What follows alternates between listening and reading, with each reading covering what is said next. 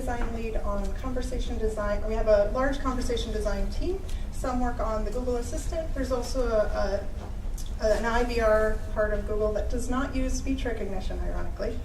And then there's also a group that specializes in the Actions on Google platform, which is what third-party developers can use to build experiences.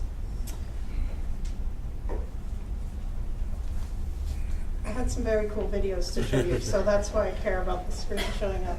There we go. Awesome, thank you.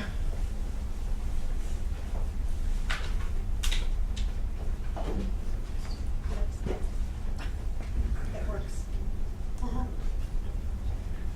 Okay, so for the better part of a century, can you hear me okay? Yep. Thank you. So, no? How about now? So for the better part of a century, science fiction has promised us a world where voice and speech recognition are synonymous with artificial intelligence. And now we're finally at a time where those are converging. But we're also at a crossroads where people use that terminology almost interchangeably in the real world. So reality has brought us that. Before we unpack it, let's all appreciate for a moment why we love sci-fi so much, courtesy of our colleagues at IBM.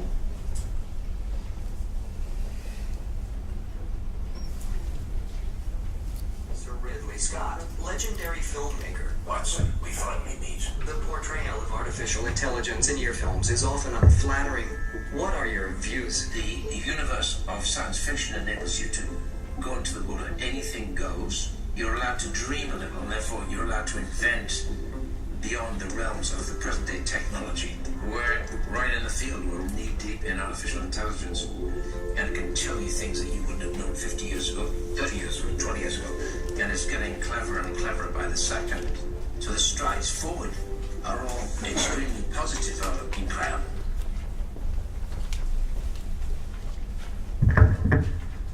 He specifically mentions 20, 30, 50 years ago, but if we look for a second back exactly 43 years ago,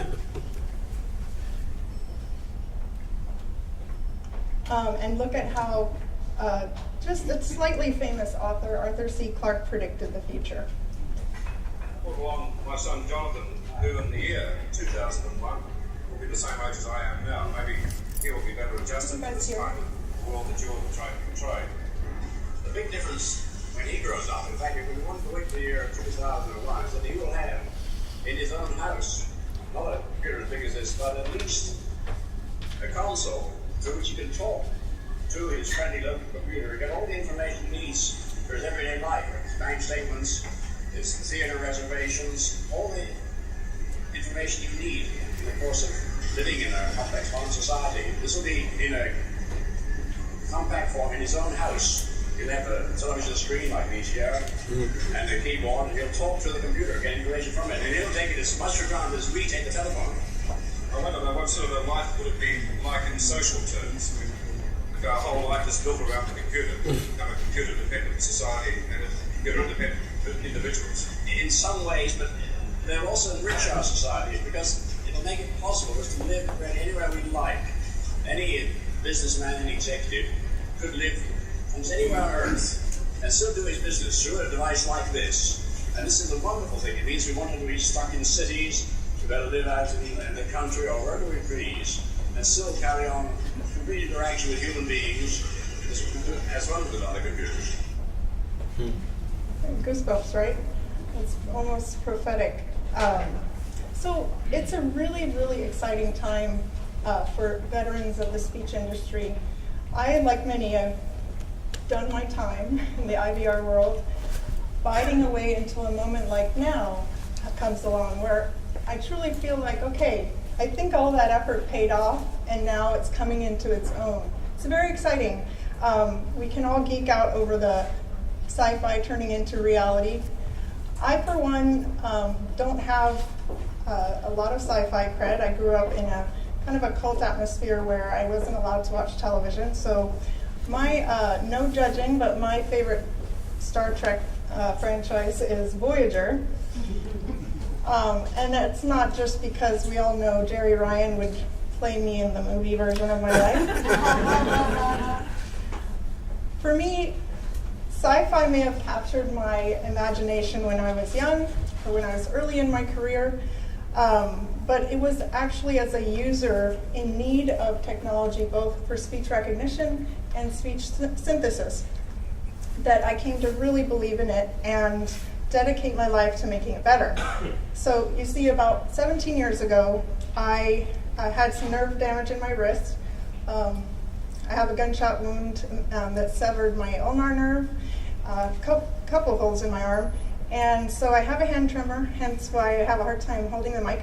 And so I was a tech writer, and I had a hard time with the mouse, so I started using very early on, I saw the need for some sort of assistive technology that was there to help me use speech recognition. Ironically, at the time, writing a technical product guide about speech recognition for the layperson.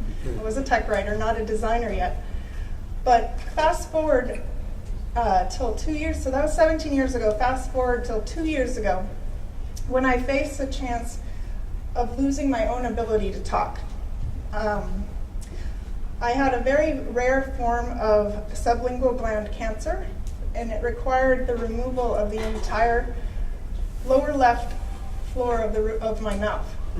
This includes the lingual nerve, the sublingual gland. This is the least gross picture you'll find. So I just want you to know I spared you from having to Google it.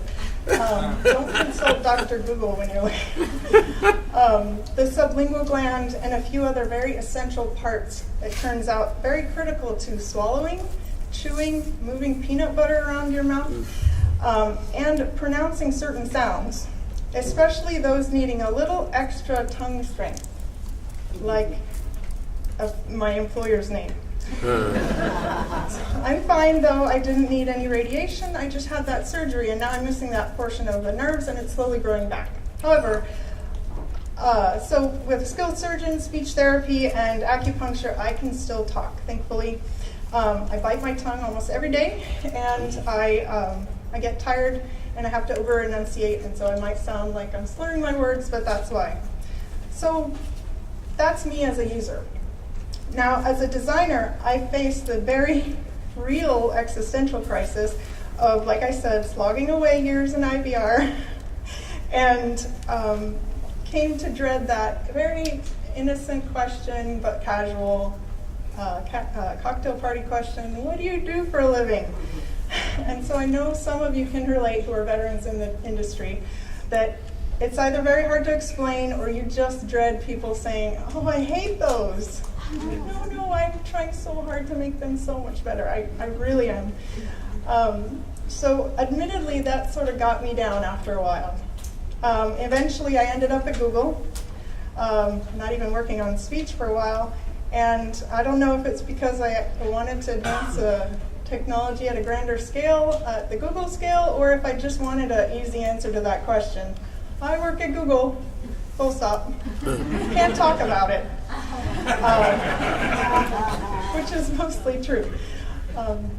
Thank you. So naturally, I love that things are shaping up. Love it. I'm really hitting the pinnacle of my career because this is where I feel like it's at. Absolutely fantastic. People are sitting up in their seats. But to me, and I imagine others in this room,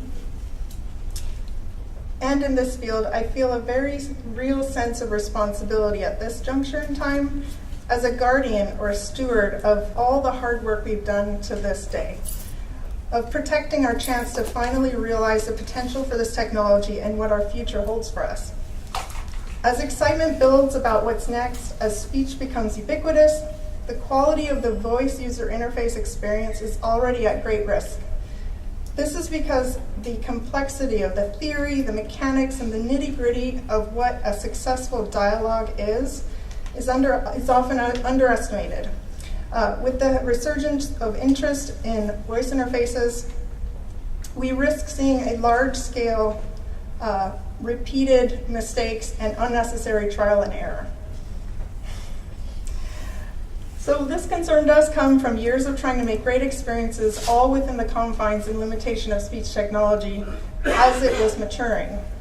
Now, like Dan said, we've largely solved the problem of interpreting what text is spoken, and now we're proceeding into learning and understanding all those unsaid things that, based on context and human-to-human conversation, that we're trying to replicate for machines. So last year, before we delve into the developments of this space and we look at some deep questions, let's see if the general consumer sentiment agrees with us. Do we all do it? I wanted to ask. So I asked just a general section of the population, about 4,000 people, do you think we'll be talking to technology in the future? And fortunately for us, they do agree, albeit some grudgingly. And I also asked this time, 7,000 people, polling them. This is before the release of a lot of our products last year, so it's slightly old, but I did run it a couple times at the time, so it was pretty accurate then, at least, that it's at least 57% have used it or they know about it.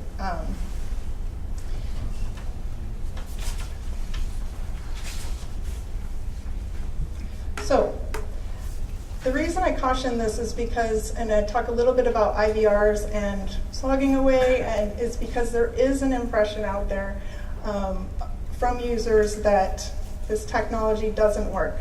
And just because we're not building only IVRs anymore, now we're venturing more into voluntary interfaces where people buy these products to use this type of interface, doesn't mean those expectations haven't been set in both a negative and a positive way. So I asked my daughter in a purely scientific assessment, she's 7 years old, what she thought, and she said, because she uses Google Voice for transcription and all kinds of stuff, voice actions. And she's like, well, it made me think that you were Google and you were in there and Google doesn't work. So why is this? Why is there this impression?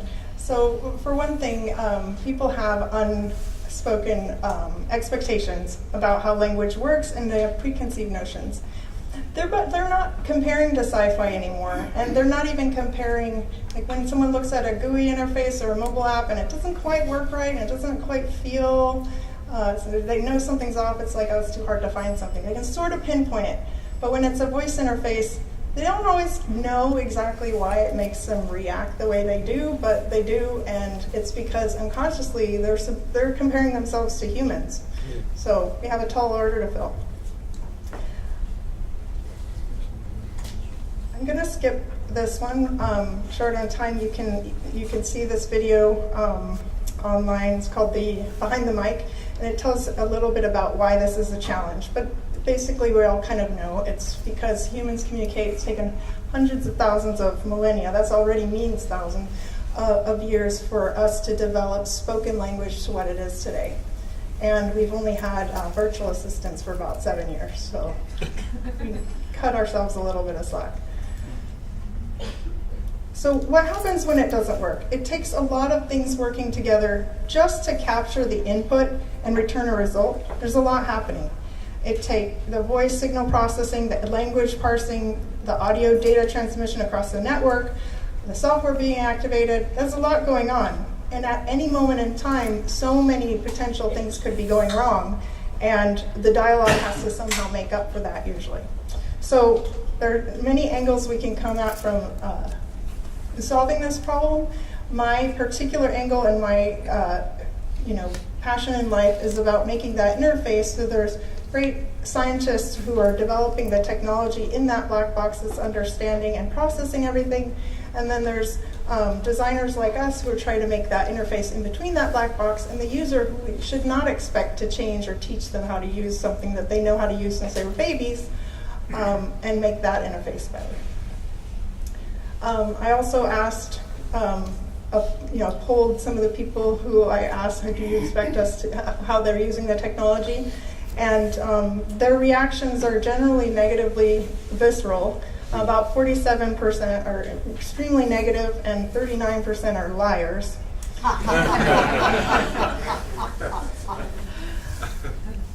So one of the things that even Star Trek does illustrate sometimes when those expectations are violated. I have two quick clips to show you. soup. There are 14 varieties of tomato soup available from this replicator, with rice, with vegetables, Bolian style, with pasta, with Plain. Specify hot or chilled. Hot. Hot, plain tomato soup. 14 varieties and they can't even get plain tomato soup right. That was the very first episode of Voyager. They got smarter after that. I think all the writers were like, we could write it so it works every single time and worry about it later. But I should point out that most of the time in Star Trek, the people we observed using the technology were hyper-trained Starfleet personnel who knew exactly what to say at just the right time, and it wasn't even very natural.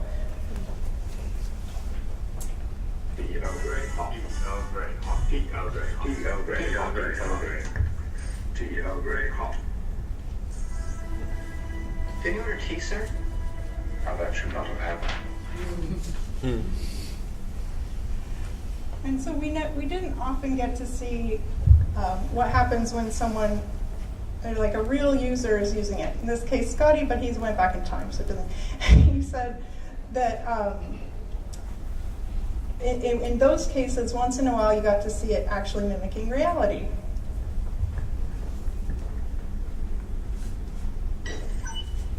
Please enter program. The android at the bar said you could show me my old ship. Let me see it.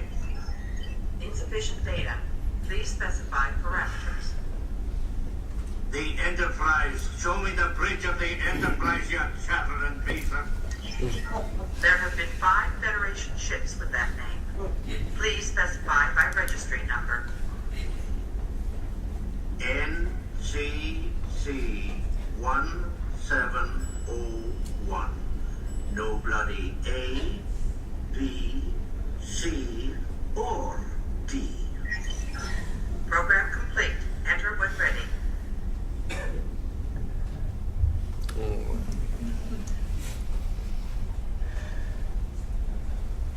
So how do we get there? Here's the beauty of Star Trek. It was actually never about the technology, as true fans know. Yes, its setting is in space and in the future, but the adventure, the exploration, was not really about gadgets or machines. Well, a little bit. It was about removing barriers. It was about exploring what it means to be human and to explore and meet other cultures. And the fantastical technology they used, warp speed, voice commands, they made these connections possible. Universal translators, can't communicate by language, well, there's a gadget for that. So here's what users say when I ask them how they think we need to get there. Some of it is the technology of understanding better, but also it's about how you make people feel and how making it more natural and talking like humans do. And some of the other responses were really quite astute, and it's all the kind of technology that we're working on now.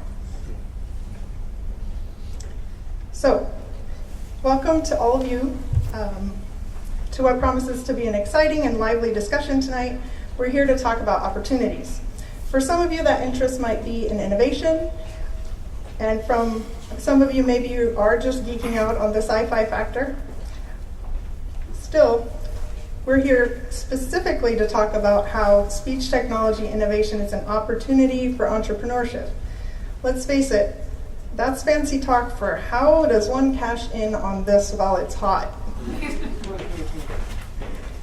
So in that regard, perhaps there is a bit of a cautionary tale here. As we broaden our discussion tonight and each share our perspectives, remember that some users are wary for good reason. It's how we proceed from here that will shape how people consume the next phase of this technology. Put a very succinct way by some fellow industry veterans, Paul and Wally Brill, technology is a commodity and execution is an art. And I want to point out, I have one video of a guy I found in rural Indiana and I want to play it because I want to point out to you that if the high-tech companies don't come up with this technology, the open source materials out there, someone will be coming up with it in their garage. I interviewed this guy and he's fantastic. This is a 2002 PT Cruiser. Nice training, aluminum rims, and this car talks. There's some language. So let's introduce you to Automotive Jarvis. Jarvis, Yes, introduce yourself. I am Automotive Jarvis, the first of my kind ever, currently installed in a 2002 PT Cruiser. I can move in and out of wireless signals on the fly. I have GPS. I am a self-aware, badass system. Imitate a car. Imitate a little car. You're pretty cool, buddy. I know. I've come a long way in a short time, have I not? Yes, you have. I'll bet. You'll bet what? Not bet like gambling. I'll bet. As in I know what you mean, or I understand your meaning. System diagnostics. Cognitive interface loaded into mobile database. Power currently running at 12 volts DC. Automotive systems at 97%. Oil needs change soon. Tire pressure low but doable. Ready? You want to learn some new shit? Hell yeah. Always. Let's work on your imitation commands. Let's do it. I love this shit. And this is Automotive Jarvis. Apologies for the language, but I think it just added that much more color. So, in a moment, each of my fellow panelists will share their point of view on their approach. Then we'll take some questions. But to start things off, for me, it's about enabling people to do more in their world. It's about removing barriers.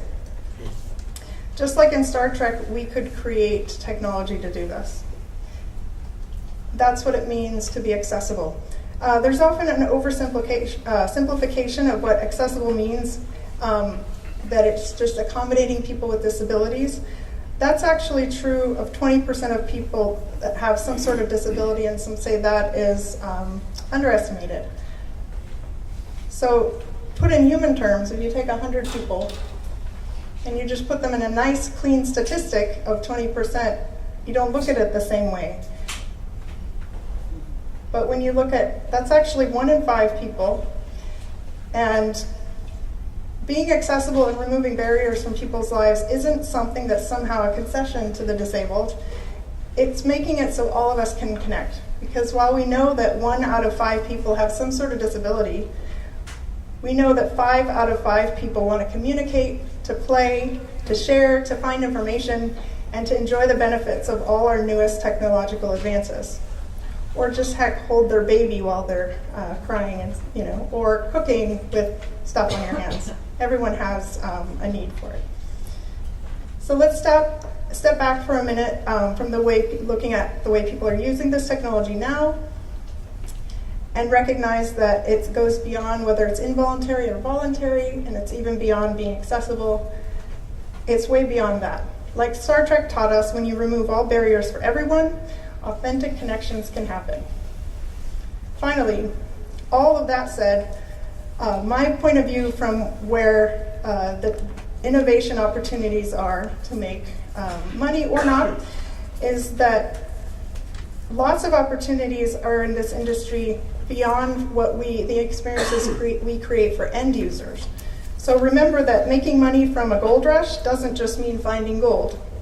It means showing up with wheelbarrows, shovels, panning screens, and as Jacob Davis and Levi Strauss would tell you, blankets and blue jeans.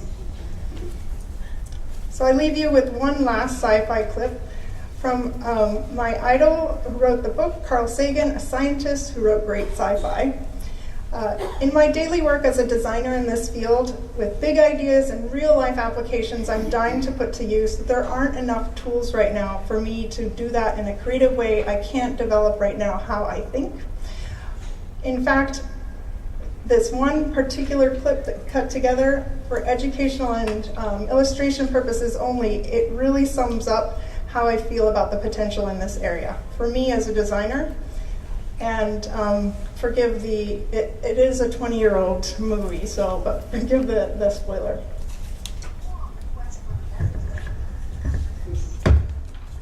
You gotta line up somehow. Yeah, well, this one doesn't fit either. We've tried over 1 million permutations.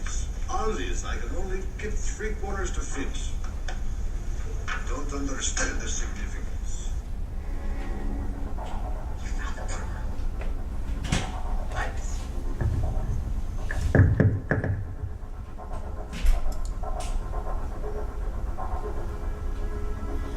Pages and pages of data. Over 63,000 in all. And on the perimeter of each, alignment symbols, registration mark, but they don't line up. they do.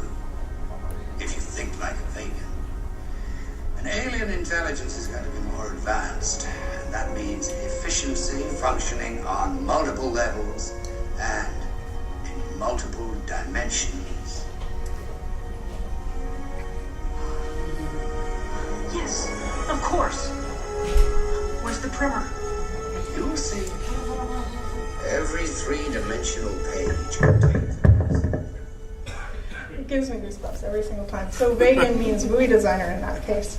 So I'll now turn it over to my esteemed colleagues on this panel to articulate their perspectives, and then we'll open it up for questions.